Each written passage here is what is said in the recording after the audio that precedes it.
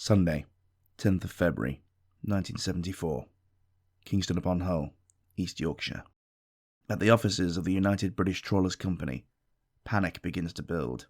One of their ships had failed to report in for 2 days.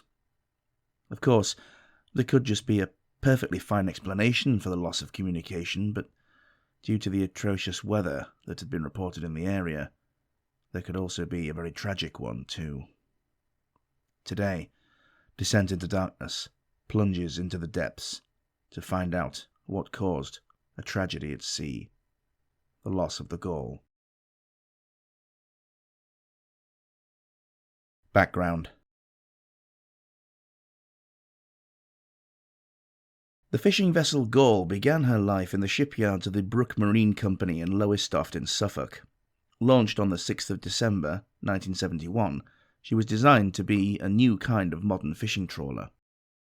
Traditionally, a trawler would only catch the fish, and then the crew would then gut them and then pack them into crates and ice them down in the hold, and then head home, where they would be further processed into other derived products on land. This new idea was for a ship that could not only catch the fish, but fully process them on board as well, meaning the landed product would be the freshest that it could possibly be before it was sent on. It also cut out the need to have a large processing plant on land. This concept is known as a factory ship. The Gaul was 216.9 feet long, or 66 metres, 40.2 feet, or 13.3 metres in the beam, for a total of 1,106 gross registered tons, and was merrily pushed along by a 2,600 horsepower, or 1,939 kilowatt, Ruston-Paxman engine. Upon completion, she was transferred to the port of North Shields in the Tyne and Wear region of northeast England, and handed over to her new owners, Ranger Fisheries, gaining the name Ranger Castor, and a reporting number Sierra November 18. She led a fairly mundane and uneventful life, dutifully trawling the depths of the northern seas and bringing home the rich bounty. Her parent company, Ranger Fisheries, were bought out by a conglomerate called British United Trawlers, and the vessel was moved to Kingston upon Hull, which everyone inexplicably just calls Hull rather than Kingston. Here, the Ranger Castor was renamed the Gaul and received the new reporting number of Hotel 243.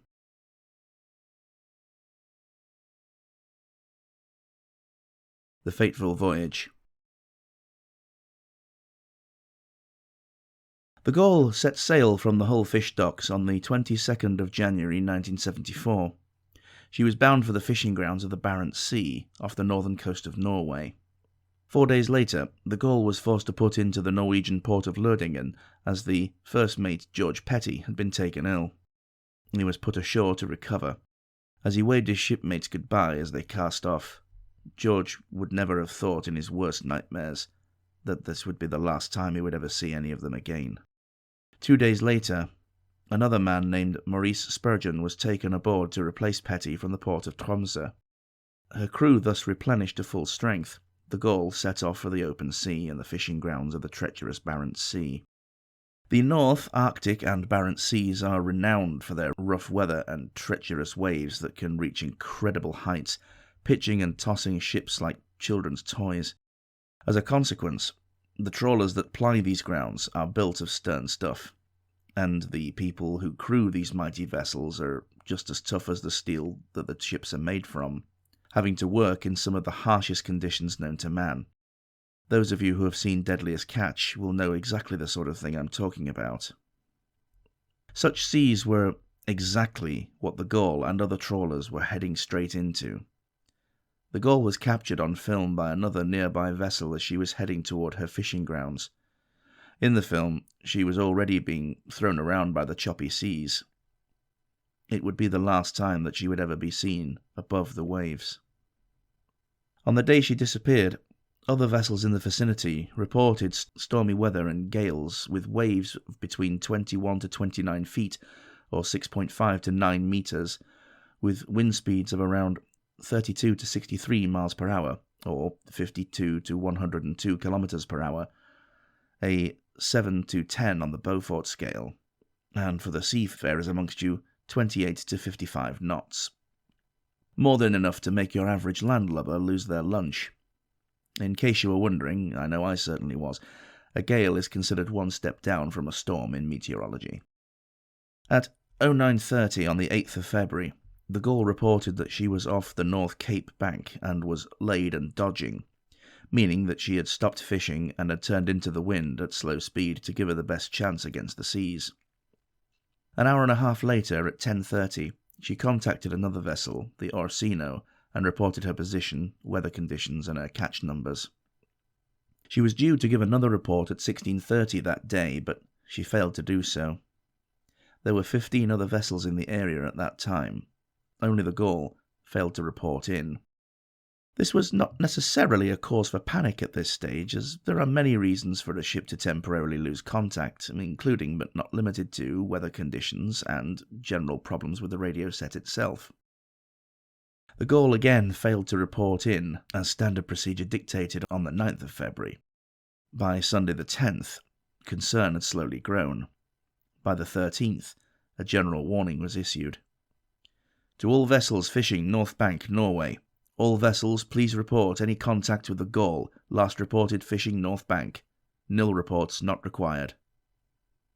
2 ships from the Royal Navy, the aircraft carrier HMS Hermes and the frigate HMS Mohawk, as well as a land-based RAF Nimrod patrol aircraft, swept the area for the lost trawler. In all, 4 British ships, 3 Norwegian search and rescue ships, and around 19 other trawlers all extensively scoured the North Bank sector. Sadly, all efforts failed. Not even a debris field gave a clue to the fate of the Gaul. The families of the 36 crewmen were officially informed that their relatives were missing, presumed lost at sea.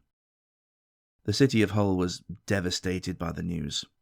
Sure, this was far from the first tragedy that had touched the fishermen of Hull, but the Gaul was one of the most modern and up-to-date trawlers in the whole fleet. She was equipped with every possible safety feature aboard. The crew were far from inexperienced, they were all veterans of the sea. How the hell had she suddenly vanished without so much as a peep over the radio? Surely they had been able to recognize if she was getting herself into trouble and have enough time to do something to save the crew. She shouldn't have been able to just simply disappear.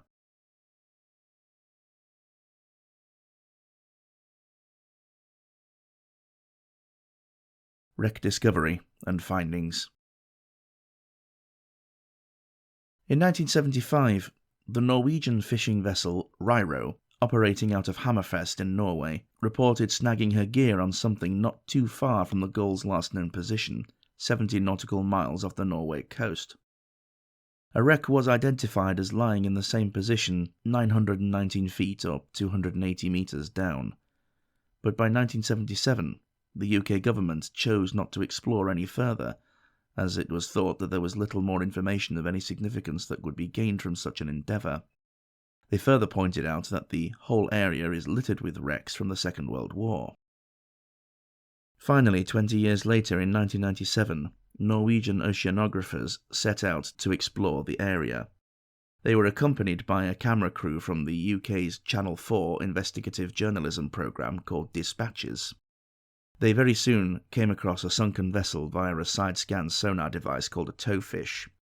A remotely operated vehicle, or ROV, was sent down to attempt to identify the wreck. She was sitting more or less upright, although canted over to starboard by 35 degrees. The bow was heavily damaged by a 6-foot gash just above what would have been the old waterline. But through the gloom and snowy white tiny deep-sea organisms, the team were able to clearly make out the painted word Gaul, as well as some of the raised letters from her previous identity of Ranger Castor. However, to 100% prove the ship's identity, they then decided to look for the maker's plate that was bolted to the outside of the bridge upon her completion in the shipyard. The small oval bronze plaque shone out from the dark, just below one of the bridge windows, revealing the name Ranger Castor, clear as day. This left no doubt they had found the wreck of the Gaul.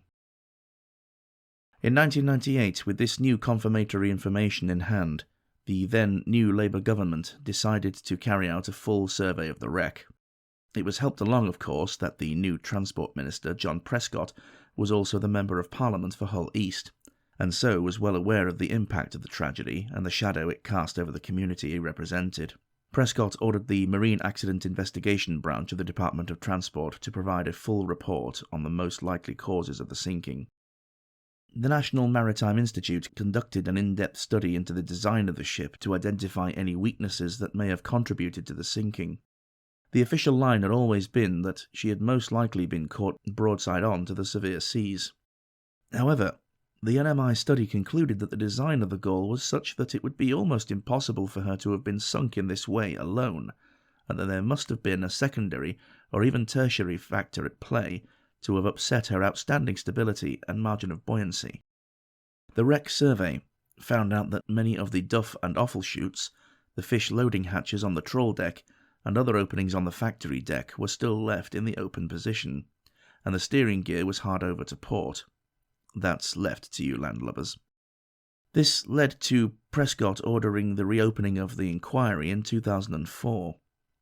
It was surmised then that these factors had allowed the factory deck to become awash with water, which had slowly eaten away at the Gul's buoyancy. After a while, all it would have taken was one strong, tall wave to have swamped the trawler and sent her into a plunge from which she was unable to recover. The fish loading hatches were thought to have fallen open under gravity, following a heavy list, possibly as much as a full 90 degrees or more. Furthermore, it was noted that the starboard side funnel was actually used to ventilate the engine rooms and had a series of louvres on the side, which, in theory, could admit water right into the engine room, if a sufficient violent list was achieved on that side. A scale model experiment was performed on the fish loading hatches by the YouTube channel Fleetwood Maritime, which comes to some interesting conclusions. I'll link it for you in the description. This then throws up an even greater question. Why had the Gaul not put out a mayday call? The skipper and crew would have been able to feel that she was growing more and more sluggish with a progressive ingress of water. And if the water had indeed reached the factory deck, the increased pitching and rolling would almost certainly have been noticed. During the survey, human remains were found and brought back for DNA analysis. They were positively identified as belonging to 4 of the members of the crew.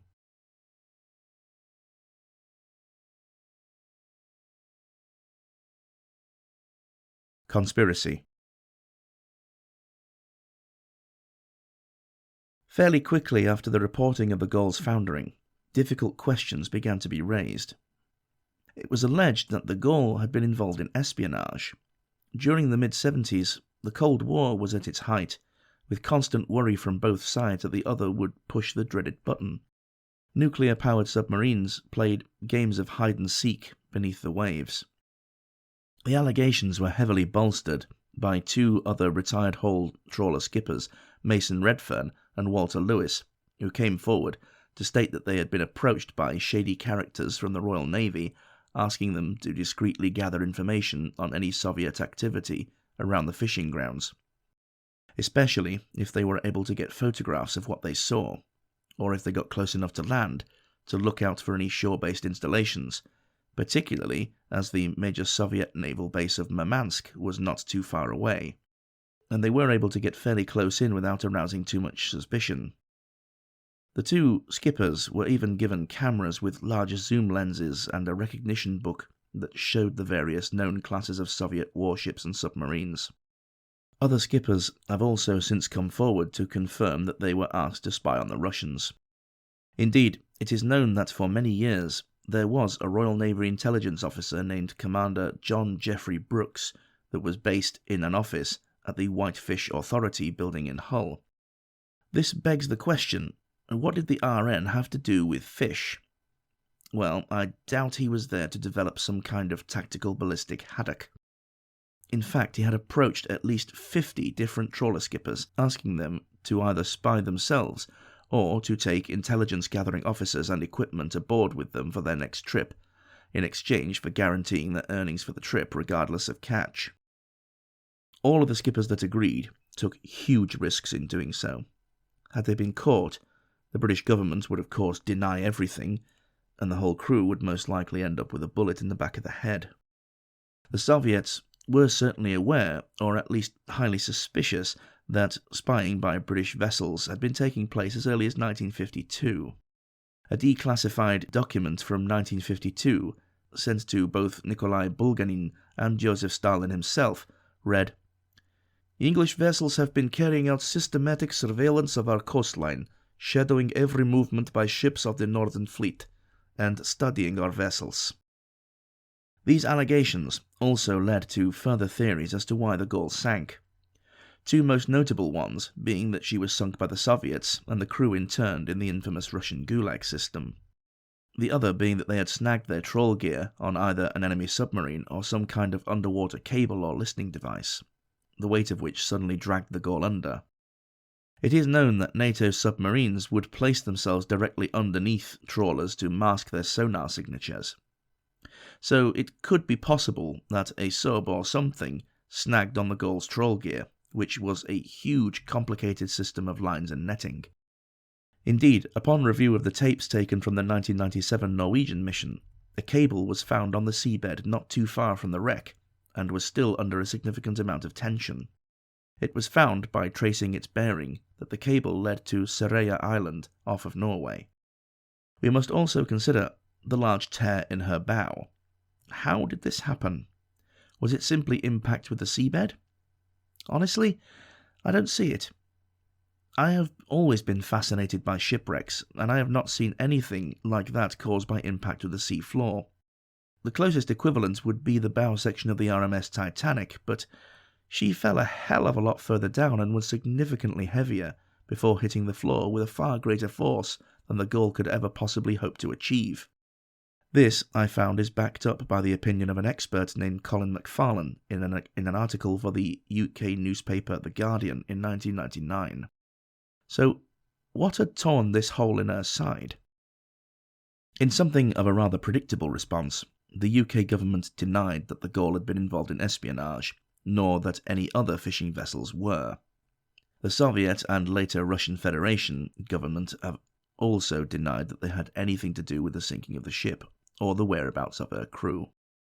Further fuel was dumped on the conspiracy fire when it was revealed that retired Navy sailor Michael Peterson, late of HMS Hermes and son of one of the Gaul's crew, Neil Peterson, the ship's cook, came forward with claims that HMS Mohawk had indeed found the wreck of the Gaul, only a few days after the initial search had begun. This being completely against the official report that said no trace of her was ever discovered. This then begs the question, why did they deny having found anything? The plot most certainly thickens.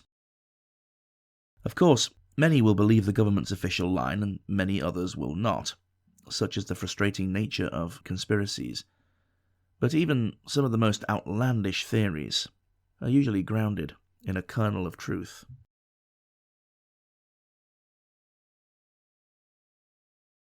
Legacy. The loss of the Gaul has long been a sore point in the city of Hull. The families of the lost crewmen are still not satisfied with the findings of the investigations, being convinced that there is far more to the story than meets the eye. The UK government continues to deny that the Gaul was being used for espionage purposes, and the Russian government still deny having anything to do with her sinking. Personally, I think it is perfectly plausible that she was being used to spy on the Soviets. There was certainly precedent for it, as other former trawlermen have attested. It would certainly make sense to use the most up-to-date vessels for this purpose. However, in this particular case, I do believe that the Gaul was simply a victim of a freak accident. Someone had failed to ensure that the external hatches were closed on the factory deck, and so had sealed her fate. I must therefore invoke Occam's razor. The simplest explanation is most likely the correct one. Of course, there are some years to wait before government files can be unsealed and further clarifications of operations in that area will be brought to the light. Perhaps it will show that there is more to the conspiracy theories that surround this tragedy. Unlike a lot of other conspiracies, this one simply cannot be brushed aside.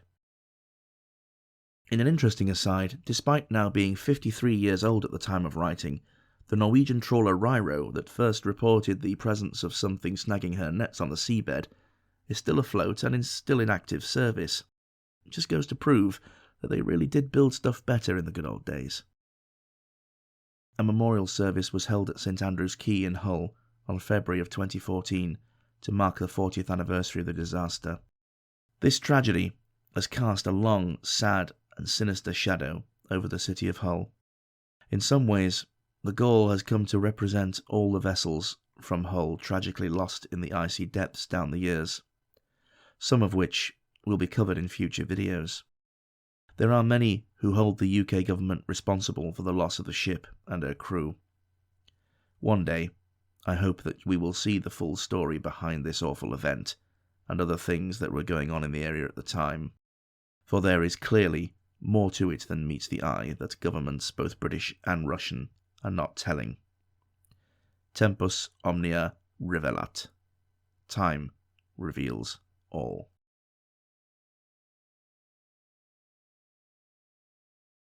I shall leave you with the names of the 36 crew who lost their lives the night the Gaul perished. May their souls rest in everlasting peace. Thank you to the lovely people on the Gaul Facebook page who furnished me with the full list of names along with further information. Your help is greatly appreciated. Raymond Atkinson, factory hand. Ronald Bowles, second engineer. Clifford Briggs, machine plant operator. Sidney Broom, second officer. John McIntosh Chisholm, junior officer. Robert Chisholm, spare hand. Paul Edward Clark, spare hand. Stanley Collier, factory charge hand. John Edward Doone, radio operator. Brian Dudding, spare hand. James Gardner, fourth engineer. Eric Grundy, factory hand. Timothy Richard Hackett, trainee engineer. John Haywood, factory hand. William Edward Jones, factory hand. James McClellan, factory hand. Terence McGee, factory manager. Colin Ernest Knowles, spare hand. Peter Harold Nailist, skipper. Raymond C. Nilsson, factory hand. Thomas William North, factory hand. John Rush O'Brien, chief engineer. James William O'Brien, spare hand. Neil Peterson, cook. Joseph Frederick Riley, spare hand. Thomas Shepherd, factory hand. Clarence Smith, machine plant operator. Maurice Edward Spurgeon, mate. Carl John Straker, trainee cook. William Thomas Tracy, spare hand. James Victor Wales, third engineer. David Anthony Wheater, second cook. William Harold Frederick Wilson, spare hand. Harry Smith Wood, factory hand. James W. Woodhouse, factory mechanic. And Albert Werner, factory hand. Wrap me up in me oilskins and jumper. No more round the docks I'll be seen. Just tell me old shipmates I'm taking a trip, mates, and I'll see you someday on Fiddler's Green. From the folk song Fiddler's Green, written by John Connolly.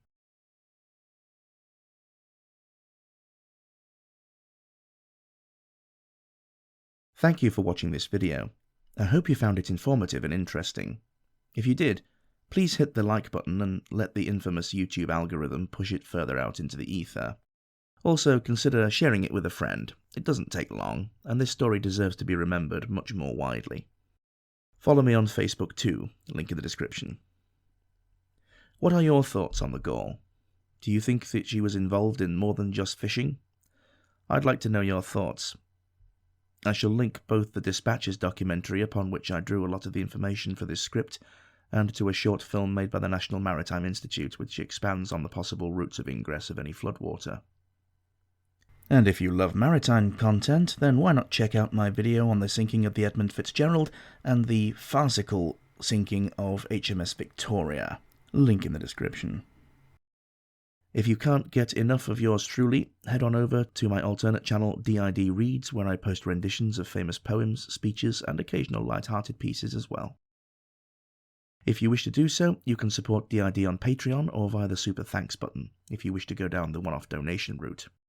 If you prefer to have something tangible in return for your support, check out the DID merch store and grab some swag. Prices have been slashed across the board.